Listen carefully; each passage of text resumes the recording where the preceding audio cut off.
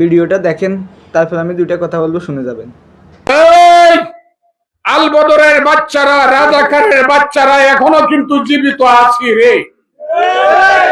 জামাতে ইসলাম সাবধান, আপনাদের সাথে আমি যুদ্ধ করতে চাই না, তবে আপনাদেরকে আমি প্রথম দিন বলছি, আপনারা যদি ইসলাম চান, শরীয়তের শাসন চান, ভোট করে হন, আসেন ভোটে যাই।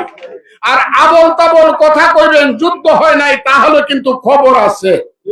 আচ্ছা ভাই, বাংলাদেশ জাতীয়তাবাদী দল বিএনপিতে এতার মতো বলদের, এতার মতো গাধারে কিভাবে রাখছে ভাই? এটা আমার মাথার কোনোভাবে ঢুকে না। এর মতো থার্ড ক্লাস একটা মানুষকে জাতীয়বাদী দলে রাখা মানে জাতীয়বাদী দলের মান সম্মান মানিল মিশে দেন এক কথা। এতে নাই কোনো কথার কোয়ালিটি সুন্দর, নাই কোনো মানে কথার একজন নেতা হিসেবে, বড় পর্যায়ের নেতা হিসেবে তার কথার একটা লিমিট থাকা দরকার। কথা একটু সুন্দর আছে, তার নাই কোনো সে শুধু ফ্যাঁস বাজাইতেছে। তার কারণে দলের কতটা ক্ষতি হইতেছে হে নিজেও দিত না।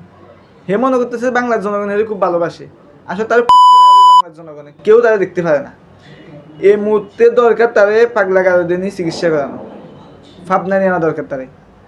এর স্থান হচ্ছে পাবনায়, কারণ এ কখন কি বলে সে নিজের কোনো ঠিক থাকে না।